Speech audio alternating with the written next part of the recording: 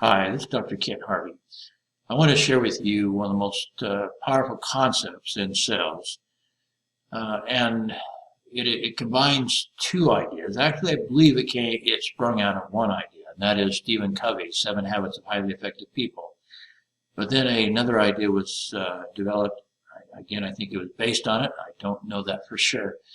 But so I'm going to talk about today how to use the 7 Habits of Highly Effective People in sales and marketing. And this involves another program that's called Mandeville Marketing. And we'll talk about that too in relationship to this. But let me just introduce you in case you're not familiar with the 7 Habits of Highly Effective People. This was written by Dr. Stephen R. Covey. It has now been published in well over 25 million copies and 40 languages. Dr. Covey actually died a few years ago implementing his own principles. He was doing exercise, riding a bicycle, and he was hit by a car.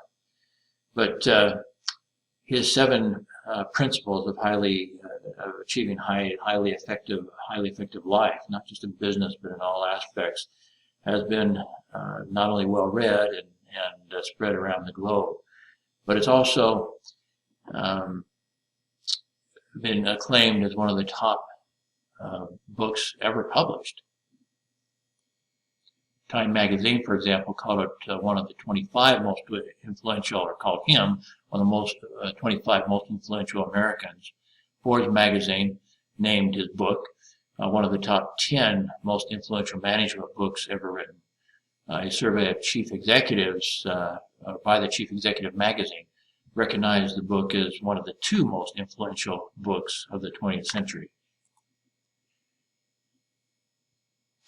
A study done by a university in England was not about the 7 Habits of Highly Effective People specifically, but they asked employers, executives of many different corporations and organizations, what the most important skills and capabilities were in hiring a university graduate.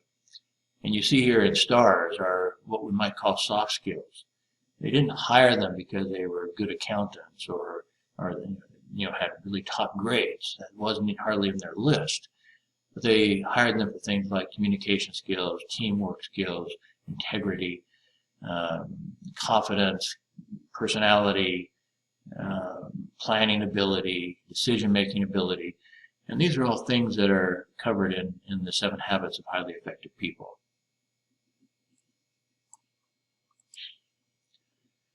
Meanwhile, the Mandeville Marketing approach came out a little bit after the 7 Habits were published, and that's why I think there's a connection.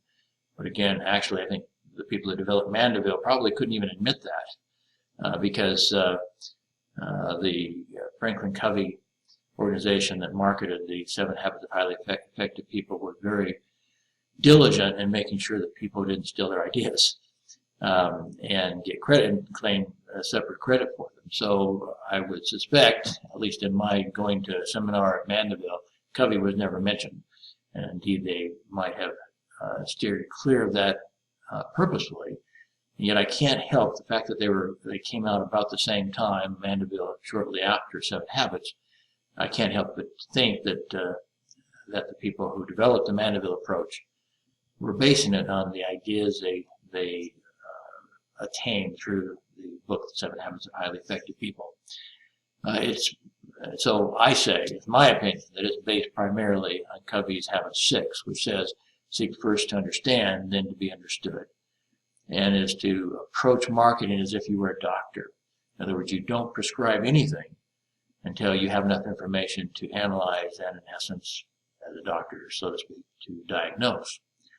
We'll come back to Mandeville in a few minutes. Let's talk first about the 7 habits that are incorporated, I think, in this marketing approach.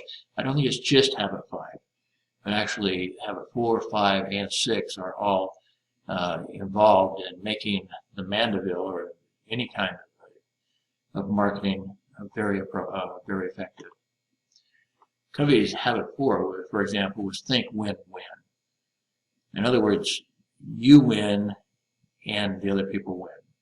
Other people you're negotiating with or trying to sell to, or it doesn't, his principles aren't always about business. It is considered a management book, but he also has gone out of his way to make sure that people understood that the principles that he teaches in this book can also be applied in personal life and family life and in any organization, nonprofit organization, anything that you can think of. These principles in dealing with other people and trying to make yourself better and achieve more can be used. So anyway, again, his habit 4 is think win-win. How do you think win-win? How do you approach any interaction with other people so that both you win and they win? Because actually, some people, well, on the one hand, when thinking about this concept, we immediately think of salespeople or of business people who are always thinking win-lose. I win, you lose. And that's their approach to it. Business executives with their employees. They don't think about how they can help their employees be more successful. They think about how they make themselves more successful. There are also other people, however, who are usually thinking lose-win. In other words, they are dead set on sacrificing themselves in a way. And maybe it's not even conscious. Maybe it's just a sense of guilt that they don't deserve to win.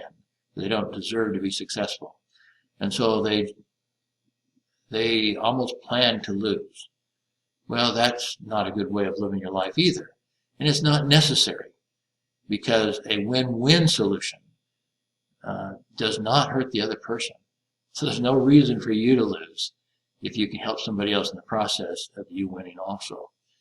So first off, it's kind of built on the character principle that you can believe and proactively practice your integrity of being a good person, of helping other people. So that's one thing that's important. It's not just that we have a good life in the sense of making money and having a good family and all that stuff, but getting through this life with integrity and not hurting other people in the process, not stepping on other people to achieve our own success. It also involves maturity, which is kind of a balance between courage and consideration. You need to do what's right no matter what, at least from a common religious perspective, at least. It have to be my perspective. But again, you don't have to sacrifice yourself in order to help somebody else. It can be win-win. In fact, frequently it is better for the other person, because if you are thinking lose-win, if you always have to lose, then guess what? You're not going to be much help to that other person, that other organization in the long run.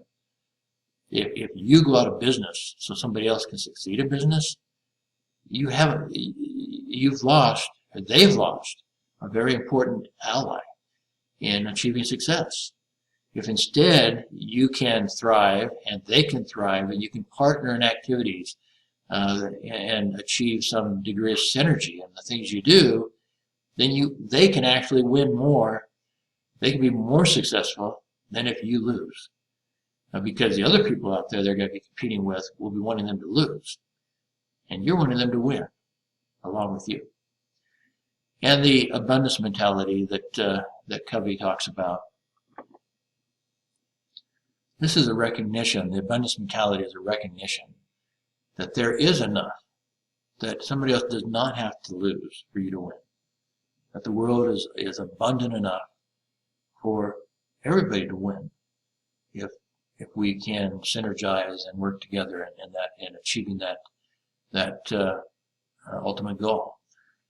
And this is a paradigm that, yes, you do kind of have to adopt that in order to believe and implement the win-win scenario, that you winning does not mean that other people have to lose. That instead, somehow, you can all be successful.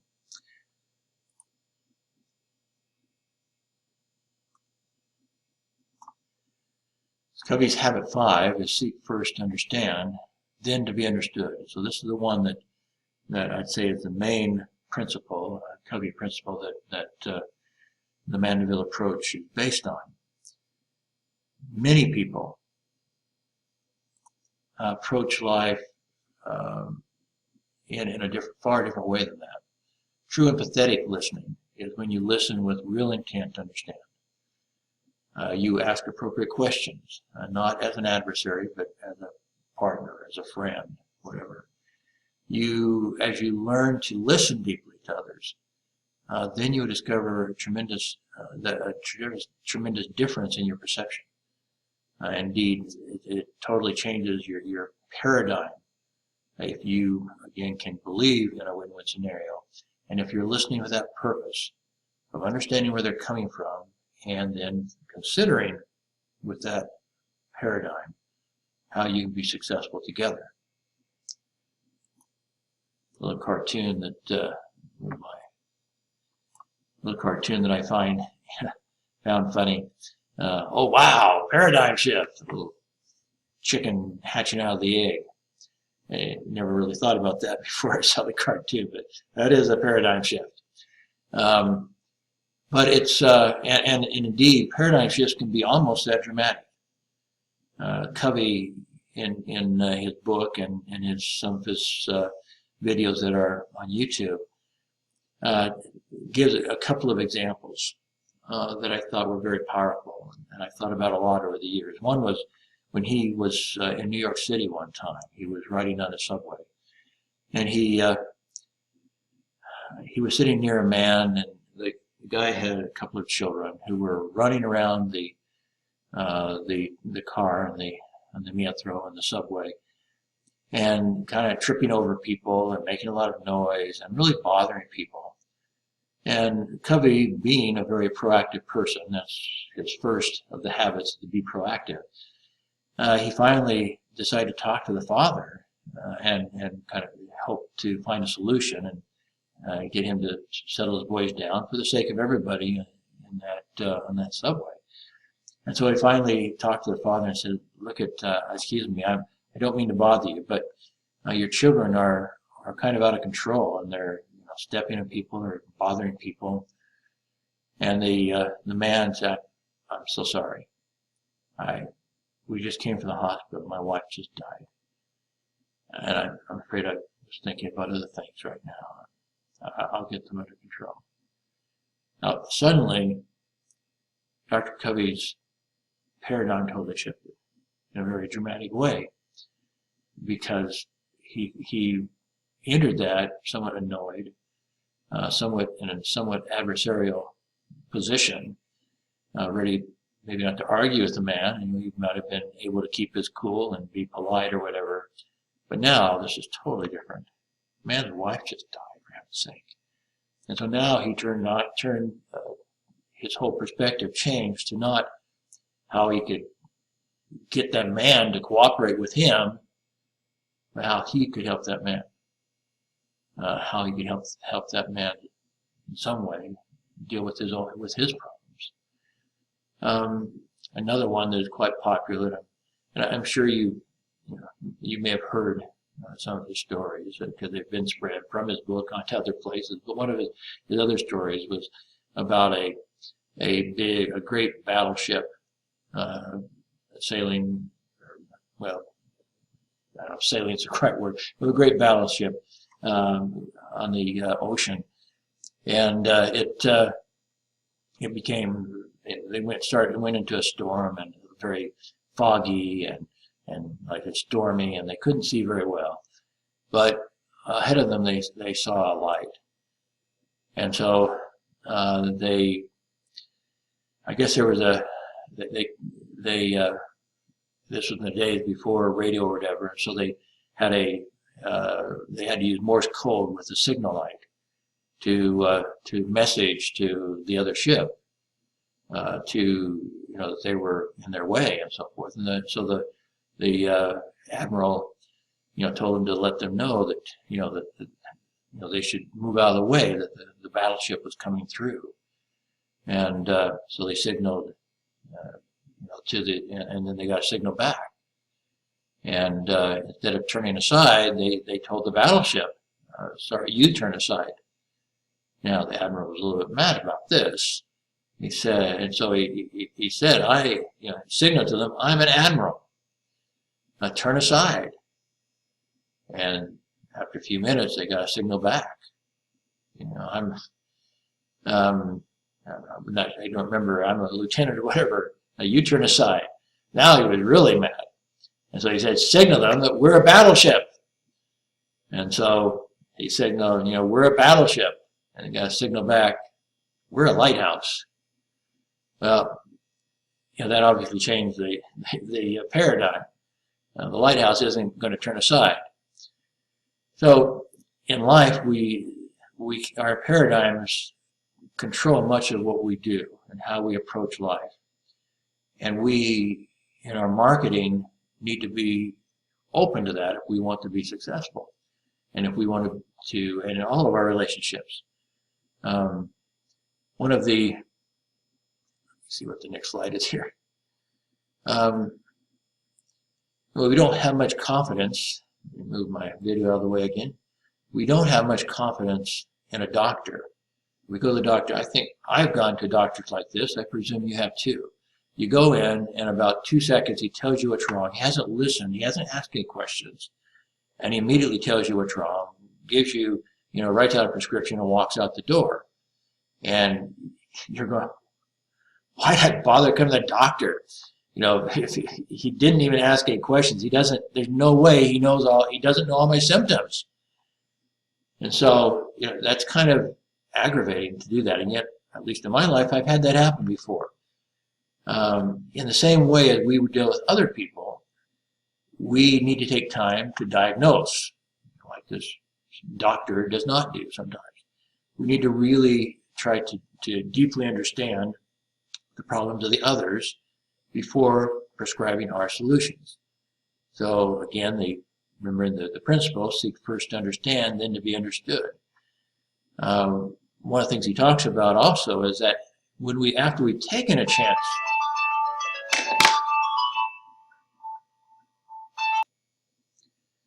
it's also important to understand that when you take the time to understand somebody else, that they're more open to your prescription.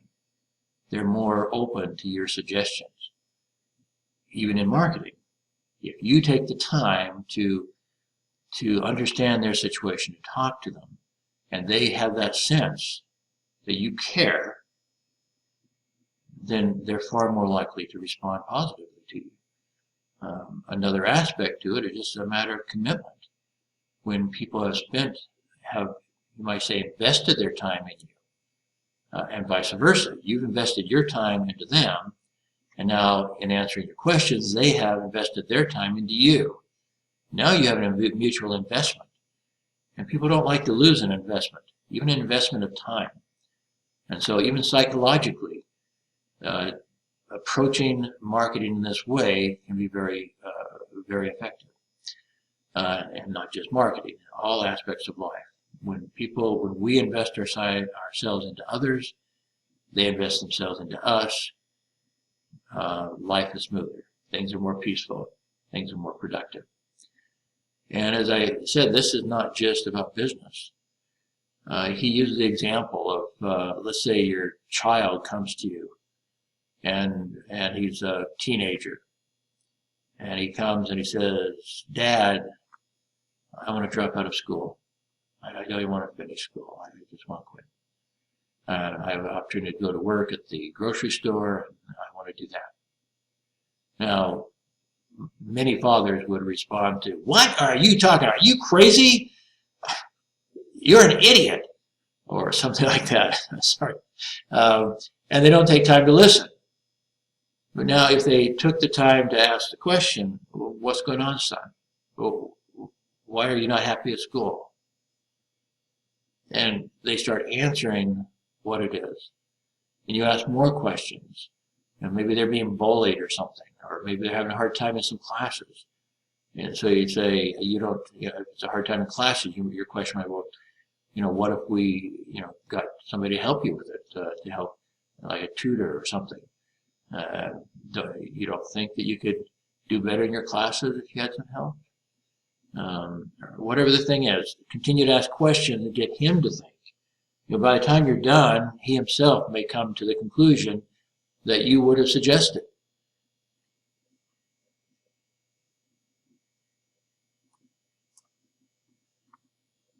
As I said, when by the time you're done listening to him, he may have come to the same conclusion that you would have suggested. Yeah, maybe I can work it out, Dad. And you can help him, whether you're helping him or you hire somebody to help him or whatever it might be. You can come to the conclusion together. But once you start prescribing before you adequately diagnose, you immediately set yourself up in an adversarial position. And you're more likely to find resistance to that. So whether it's children, spouse, business associates, or prospective clients, the same is true. So in marketing, Mandeville suggests that empathetic win-win listening is the best way to serve clients. This approach helped me double my newspaper revenues in 1 year. I bought my first newspaper when I was 25, and I had to do everything. It was a small newspaper, small, you could say a village, and we were close to a city, so I knew it was possible to get some advertising, sell some advertising in the city. But I also needed my base. I needed to sell my advertising locally. And it seemed like when I went out, the local merchants almost treated me like I was a beggar. I was coming out and, please give me money, please give me money. That's how I felt.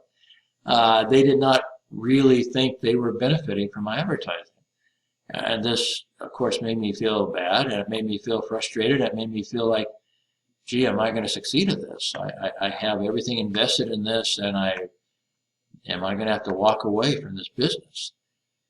And so I started thinking about different options.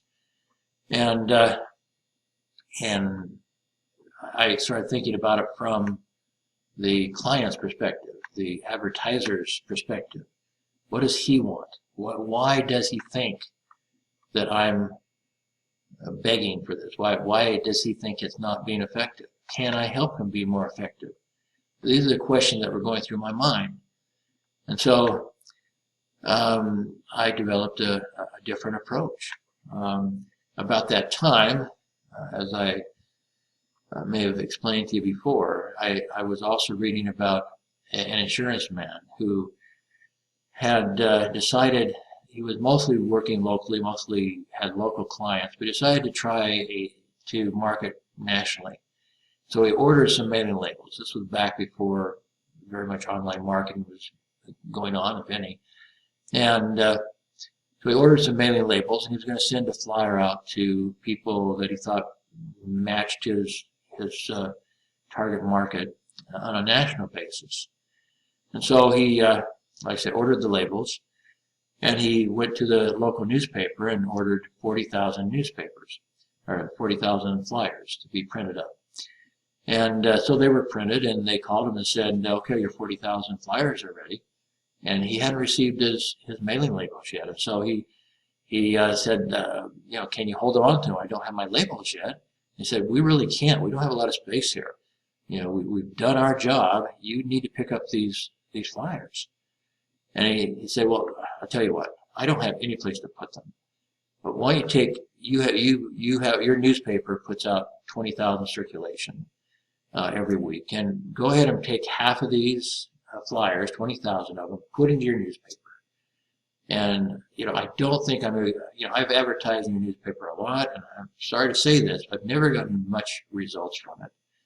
And so, but let's go ahead and put them in, and hopefully they will pay for themselves, at least that, and then I'll print up some more later. So the newspaper put in the 20,000 flyers, And just like he expected, he got very little results, a few calls, and he, pretty much achieved what he expected. Nothing, basically, or just enough maybe to pay for them. And so anyway, he was hoping to get his mailing labels, and a week went by, and he still didn't have his mailing labels. And so I had the newspaper called back again and said, look, are you ready to pick up these flyers? You need to pick them up. And he still didn't have them, so okay. I said, I don't know why I don't have the mailing labels yet, but please put these other 20,000 in your newspaper. I just put them in your newspaper last week. Same flyer, same readers. And so I know they're not going to do any good, but I'll just go ahead and put them in there, and I'll reprint when the labels get here. I'm very frustrated about this, but I don't have any place to put them. Just put them in the flyer, or just put the flyers in your newspaper, and we'll worry about it later. So they put those next 20,000 flyers in their 20,000 newspapers, deliver them to their readers, and lo and behold, the company's phone just rang off the hook. They got lots and lots of phone calls about the same flyer that they sent out the previous week. Well, what a lot of people don't understand is the power of campaigning. So if an advertiser does not campaign, if he does not put together a concerted plan to achieve success, he probably won't. If he thinks, if a politician like Donald Trump thought he could take out one ad in each metropolitan area, and that he would win the election off of one ad, he would be considered a total idiot. A lot of people consider him that anyway, but in reality, he would be an idiot because you can't become president of the United States that way. So politicians understand the concept of campaigning. They do all sorts of stuff in their campaign to get people's attention, to get them to listen to their ideas, and get them to, hopefully over a period of time, convert to their way of thinking and vote for them. Well, other businesses think that they can do it with one ad, or one ad once a month, or one ad once a year, whatever it is. They don't think in the terms of campaigning. So what you're seeing here is what I put together for my prospective clients. I went ahead and thought about it, and I thought, okay, paper and ink does not cost very much. So what could I offer my advertisers that would persuade them to give me what I want? What I want is a contract for them, an advertising contract that will obligate them to pay me a certain amount every week. And so I don't have to go out and resell them. I don't want to spend my time on the phone and visiting and stuff, trying to get people to take out an ad every week after week after week. I want to be able to get them on contract, go to their business, pick up the ad, and take it to my office.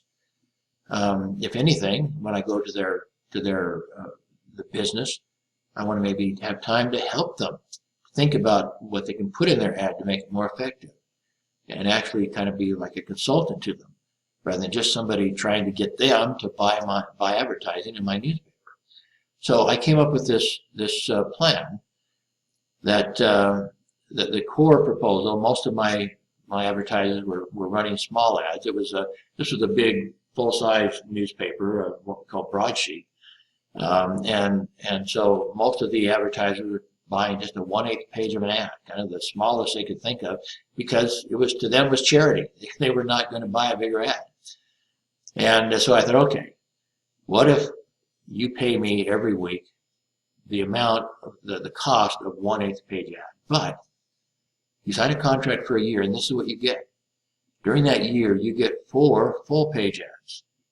You get 4 half-page ads. You get 4 quarter-page ads, and you get 40 1/8 page ads. In other words, you get an ad every week, but some of your ads are really big, and you can have them in whenever you want to. You decide when you want to have a full-page ad. On top of that, you get 4 streamer ads, just a narrow ad that goes all the way across the bottom of the page. And you have 52 classified ads, what's sometimes called one ad, where you can advertise for an employee, for somebody to come to work for you, or advertise your old used car, whatever you want to advertise. It's just these little reader ads. But you can have one a week of those. So I'll give you this whole package, and all you pay is the same as you've been paying, off and on in the past for 1/8 page ad. Well, now this made them think about campaigning.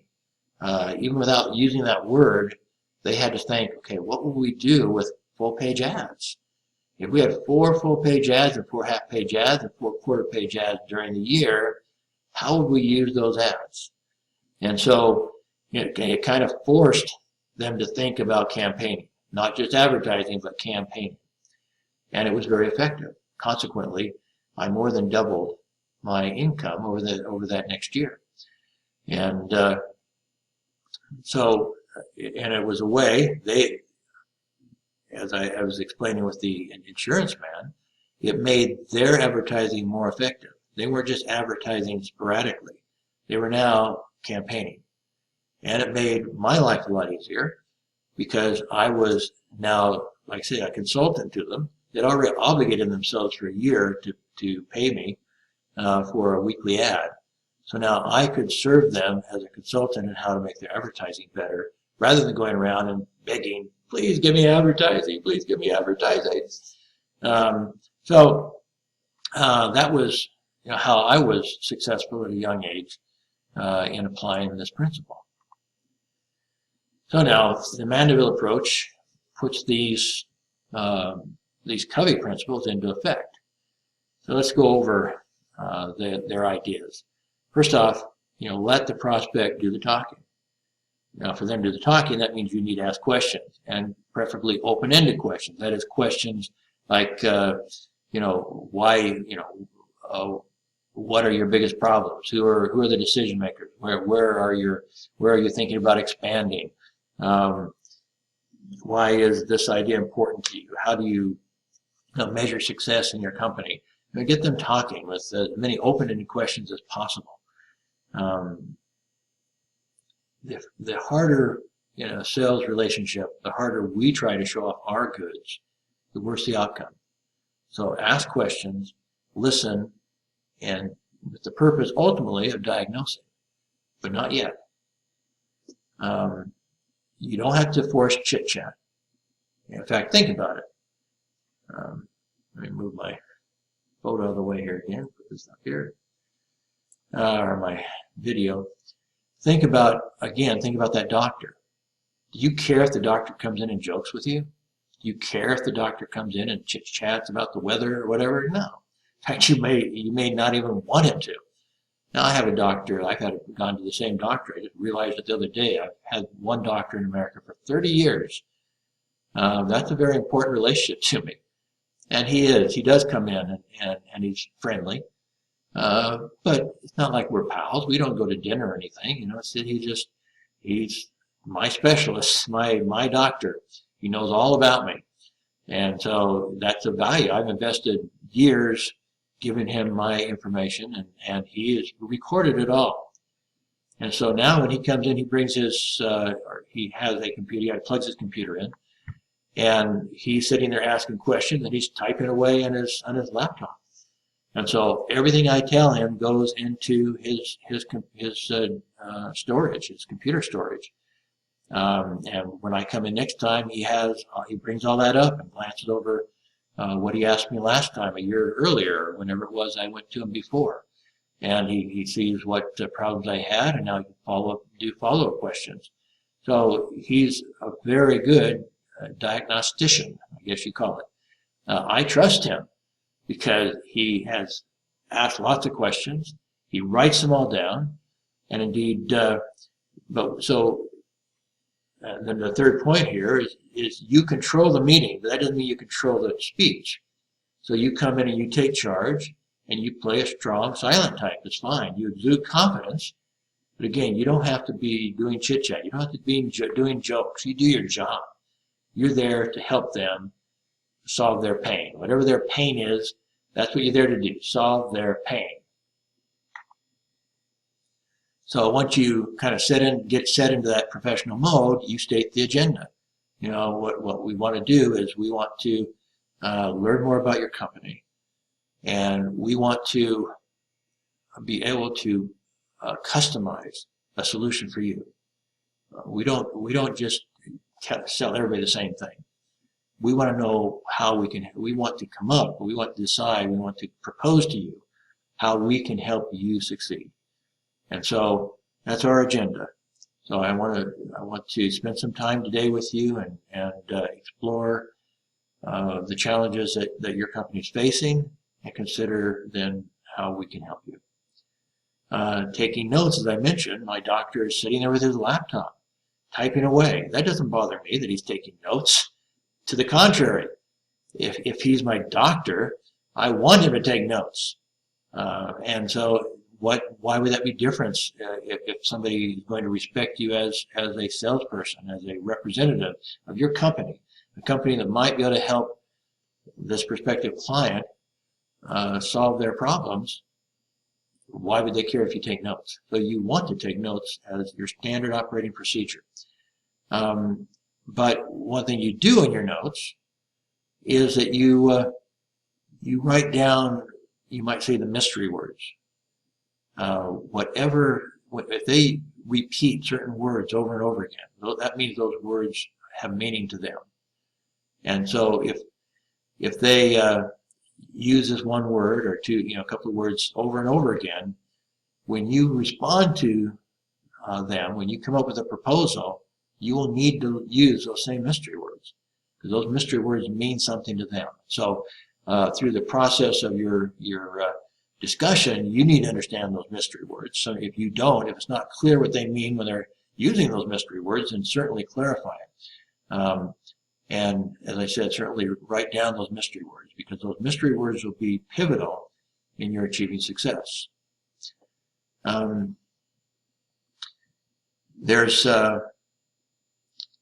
Anyway, so again, it's going to be very important to use that verbiage, and then be organized. You can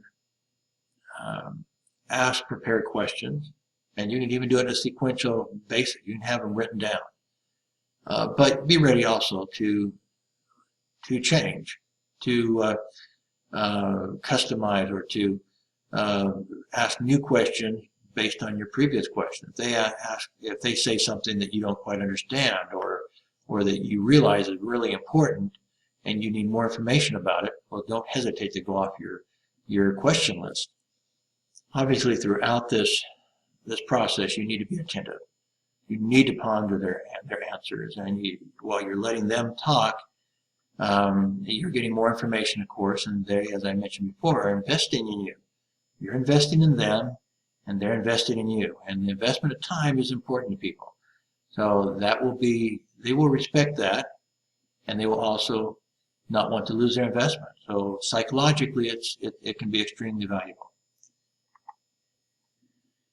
Questions that are important to you might be things like, review your organization for me, if you could. Who's who?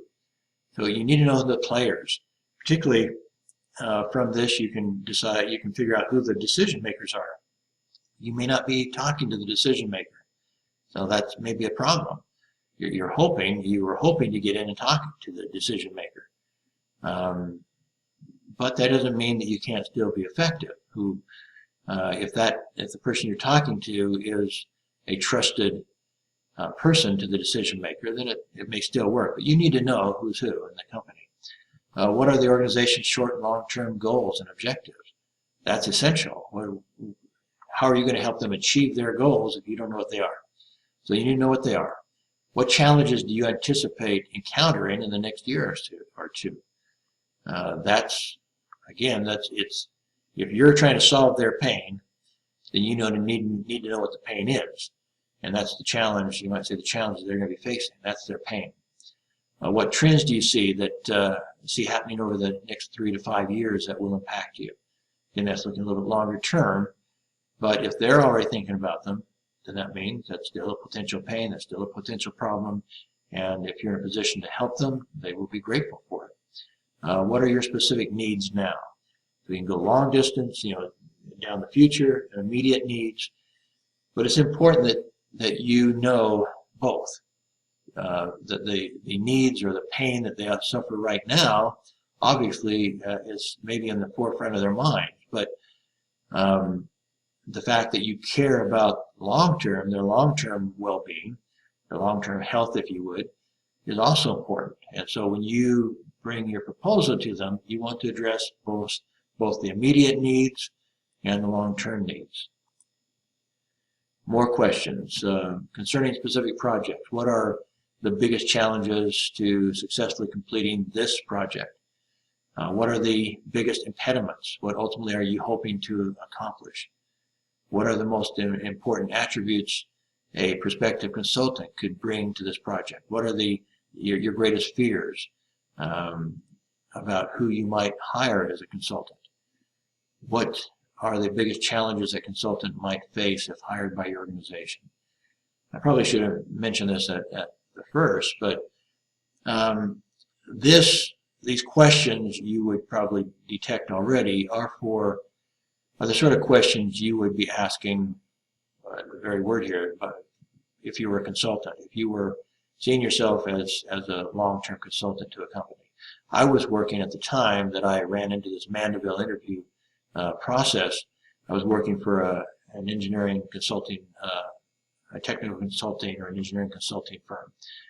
And so in this case, we could be talking about making $1 million from a big organization. So it was of value, or it was reasonable for us to invest quite a bit of time in a potential client, especially a large client, an influential client. We would get business from that client, and if they're influential, they would influence other people to come to our company as well. So you would be right to say you would not use this approach if you're selling pencils. You're using this approach if your relationship or what you have to sell is bigger and more meaningful than that. Anyway, so wrapping up the interview, as it winds down, you'd say something like, have we touched on everything you think is important for me to understand? When you ask that question, then now during this process, they have, they've been thinking about this stuff. But again, if you were a doctor and you were truly trying to find out all the symptoms, then that's an important question to ask. So the ultimate open-ended question: is there anything else you want me to know? And then after that, then the Mandeville approach would have you summarize and start with the big picture and say, okay, what I'm hearing from you is this. And so you actually go through your notes, and in summary form, you don't repeat everything, but in summary form, you express back to them what you understood they needed, what their challenges were, what their pain was or is. And that's important, first off, that they know that you were listening. But also, after you're done interviewing, or as you're reviewing, they might stop you if they think you misunderstood. Well, you misunderstood. You need to know you misunderstood.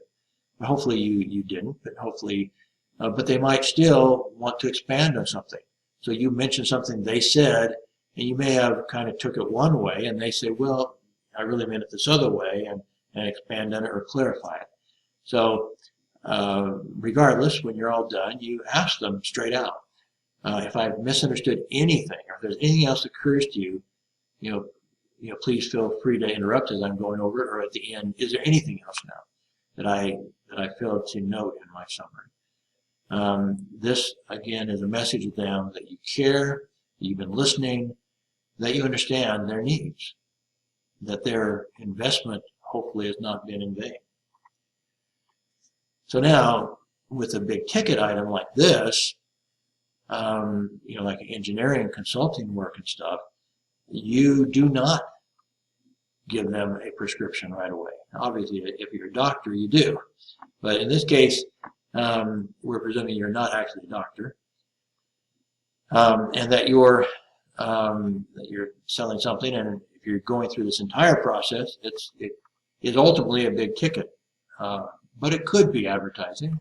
For example, advertising may be fairly small ticket in any one week, but like what I was doing, selling an entire year's worth of advertising all at once, well, then that becomes a big ticket item.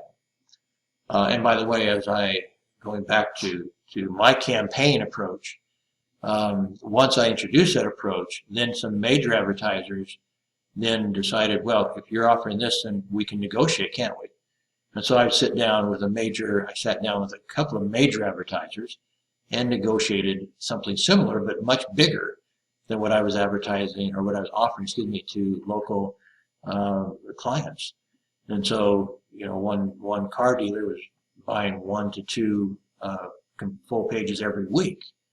And so, again, I don't really remember what kind of deal I made them, but it might have been, for example, you pay for 1 page, and when you need a second page, I'll give it to you free, or whatever. I don't know, but I don't remember that because it's been many years. But the point is that even something that you think is a small ticket item, if they buy enough of it, it's no longer a small ticket item. So you need to consider whether just how much you want to invest.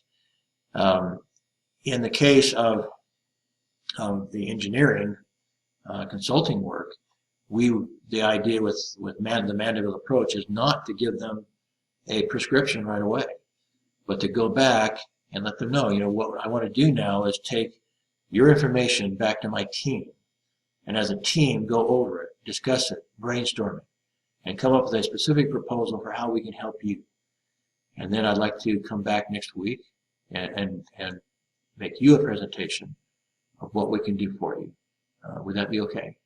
So now they've invested all this time in you, and they're going to say okay, because they want to know what your plan is. And they also will appreciate that you're not giving them a proposal right now because you want to give them a better proposal, because you have a whole team that you're going to bring in on this and consider all of their problems. So now you've got a bunch of doctors going to help solve their pain, so to speak. So you don't make a hasty proposal when it's a big ticket item. That especially if it's something that may be modified, or that you might customize for that client. You could ask, would you be open to a proposal concerning how we can help your organization? Well, obviously that's a question more towards the end. That you might have asked before you ever started. That might even be a part of a cold call. But now that you have this information, I'm sure they're going to want to hear from you. You can set a specific follow-up appointment, but again, give yourself enough time that your team can brainstorm and you can come up with a good proposal. Again, in your proposal, I've already mentioned before, you need to use the mystery words. You need to consider their symptoms, so to speak. You need to really diagnose their problems and come up with a proposal to relieve their pain and help them be healthier, happier, whatever it is you're doing. And then there's one other thing, and this relates to another of Stephen Covey's habits, and that not all prescriptions, so to speak, need to be client-based. They could also be partnership-based. In other words, the sixth of the 7 principles that Covey proposes is synergy. Is find ways in your win-win approach and listen to people's problems, how you can be more successful together than apart. Well, if you spent the time to find out what a company's needs are, their problems, whatever, you may also have found out, guess what? We can help you with this long term. We can be a partner in this and help you be successful in the long term. So as you're going through this process, there is that very real possibility that you could develop a long-term win-win relationship that you could call a partnership, whether or not it's a legal partnership, but at least but a functional partnership. So, as I said, Covey's sixth habit is synergize. Synergy, by definition, is it's finding a synergistic solution. It means finding a solution which is better than either party might first propose. Such a solution can only be found found if both parties truly understand the other party. So this is kind of the fruit of both habits 4 and 5. Synergy is, as you see at the very top, is when the whole is greater than the sum of the parts. So the sum of the parts were two people, two organizations. Now the sum is when those two organizations come together, and through synergy they create something much more amazing than they could have done separately. Just brainstorming is an example of that. Many times when you get together in a brainstorming session, it's extremely valuable because you come up with ideas that nobody had by themselves. One person has one idea, someone else has another idea. And through brainstorming, you can come up with brand new innovations that you wouldn't have had otherwise. So brainstorming is just a small example of synergy. And now you can magnify that in other ways. So, again, while implementing Covey's habits 5, or habit 5, seek first to understand, then to be understood. And by having the habit 4 mentality of win-win, you might actually then discover even greater opportunities to achieve synergy, which is habit 6. I have another plan that I'm developing right now. It hasn't come to fruition yet, but it's similar to what I was doing when I was 25. I'm not going to go into a lot of detail this time. It's another kind of case study, but it's I started thinking about the new challenges and opportunities of organizations. And there are some very important things going on in online marketing that you should understand. And so I do have here a link. If you just click on this or go to this web page here or click on it or this, it will open up. And if there are some other videos on this page too. This video right here about how to improve your marketing. I'm not going to details right now, but the whole idea in setting up this new program was how to help organizations succeed and actually cost them nothing. So this is the ultimate win for them, is that I can help them succeed. I basically am offering myself again as a consultant, but in this way as a consultant that will charge them nothing. Again, that's kind of where I'll stop because the video will show more. But there are amazing opportunities to achieve synergy. I already gave you my earlier example. I think when you watch this video, if you take time to do that, you'll see what I'm talking about. An opportunity for somebody else to achieve a lot. And it may not be real clear how I'm achieving something also. And maybe we talk about that some other time. Anyway, I wanted to introduce this idea, the Mandeville approach to marketing. How to do marketing in a way that people really appreciate your service and not going in and begging like I was when I first bought my first newspaper. Please help me, I'm starving to death. You don't want to have to approach life that way, and you don't need to if you use these sorts of principles. Thank you very much.